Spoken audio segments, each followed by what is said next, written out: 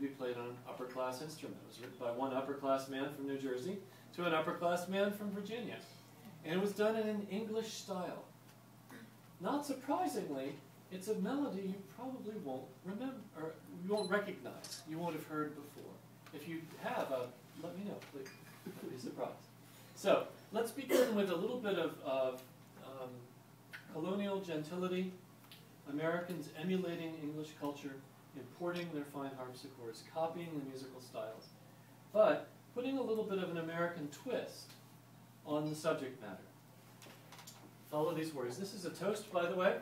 Anytime that you take a glass, would you mind? Coffee's fine. These are now bumpers. We just bumped. Not the dance, that's later on. We just bumped glasses, and so the opening line of this song is, "'Tis Washington's health, fill a bumper all around."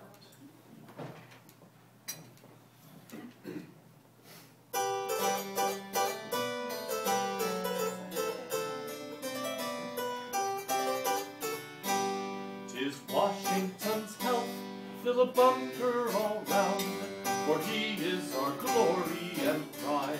Our arms shall in battle with conquest be crowned, whilst virtue and peace on our side.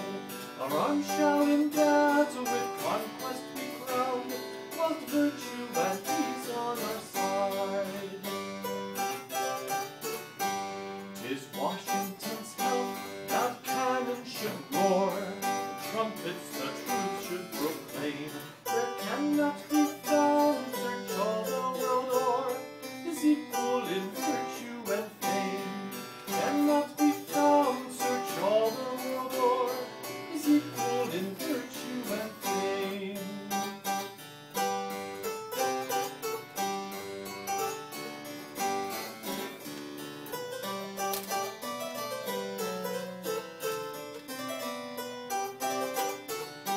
"'Tis Washington's health, our hero to bless, may heaven look graciously down.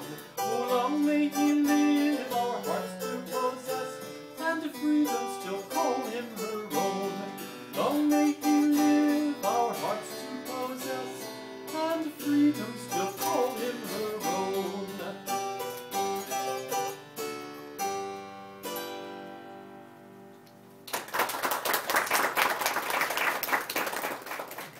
So, we begin on a little spinet harpsichord. The Washingtons ordered a spinet in the 1750s, I think, early to mid-1750s. Theirs was built by a maker named Plenius. Mine is a reproduction of a spinet built by a different maker named Thomas Hitchcock in 1720.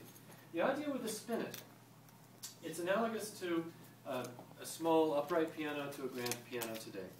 If you want to buy a piano, you go to the piano store, sticker shock on the big grands, right? They're very expensive, they're very big. You need a nice big space in your house, you may not be able to afford that. Well, the Washingtons, the Jeffersons, the other great families of early America, almost all of them started with these smaller, cheaper spinets. As they became more wealthy, they ordered the full-size grands. Now when you tour the mansion, you'll see the full-size grand harpsichord that's easily 3 times the size of this. It's a double manual instrument, it has 2 keyboards on it. It's got 3 sets of strings instead of 1. And the strings, instead of running back at an angle against the keyboard like this, they run perpendicularly way down about 8 feet that direction. So it's very much like a grand piano that you'll see in the mansion. These harpsichords, even just the smaller spinets, were so expensive that they were unattainable to about 98% of the society. So an instrument can be a status symbol as well as a form of entertainment. Think for a minute that in 18th century America, really until about the very late 1780s, there were very few professional musicians. We didn't have symphony orchestras per se, we didn't have conservatories, and very few teachers. The teachers would be itinerants who would be called to places like Mount Vernon, because the Washingtons could afford to hire a music master, as it were, to ride his horse and come and to teach the kids usually to play. So, as I said, Washington himself couldn't have played that song. He would have enjoyed it very much, I'm sure he did. He play it. He wouldn't sing along with it. But once he married, once he had adopted children, he knew the importance of music. Immediately, for his adopted son, he bought a violin for Jackie Custis and a German flute. Now, I'm not a violin player, but a violin was very much a man's instrument, as was the German flute. I do have a German flute. German flute simply means the transverse version of the wind instruments we think of today. They were made out of wood in the old days. They would have had ivory fittings. The fittings are what hold the three parts of it together. A modern flute today, of course, is made out of metal. Sometimes silver, sometimes gold. Got to play a gold flute once. That was kind of fun. It's a hard instrument to play.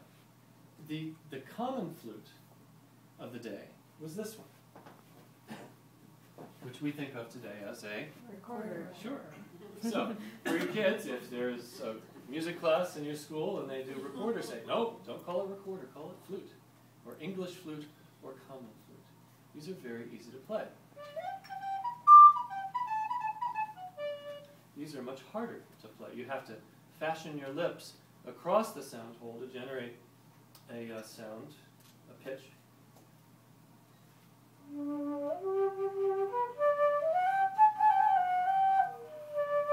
And there's much more opportunity for mistakes, as I just demonstrated.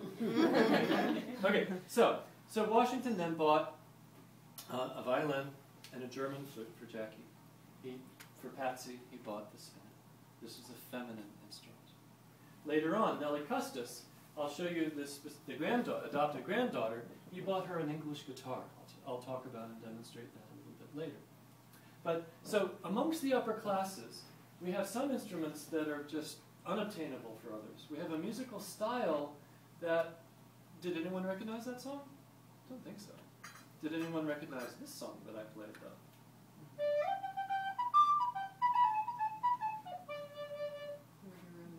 Here we go around the mulberry bush. Good. Any other sets of words? This is a tune that the Washingtons knew and played here at Mount Vernon. Come on, they're 5 at least. 5? Think about it. You know, but like preschool, this is the way you brush your teeth, right? Comb your hair. Or perhaps at Christmas time, I saw 3 ships come sailing in, or Lazy Mary, will you get up? There are lots of them. And this represents sort of the other extreme of music surrounding Washington. And that is and Jefferson would have been more of this harpsichord world, right? You know, Jefferson was a musician. He played the violin. And he had a harpsichord. He bought English guitars for his daughters as well. And so Jefferson, like Washington, they knew the importance of music as a sort of an upper-class expression. But the trouble with an upper-class cultural expression is it doesn't necessarily connect to the other people. And it doesn't necessarily express what the other people are thinking. So let me take a couple of tunes that are actually very highly expressive. And I'll begin with this Mulberry Bush tune.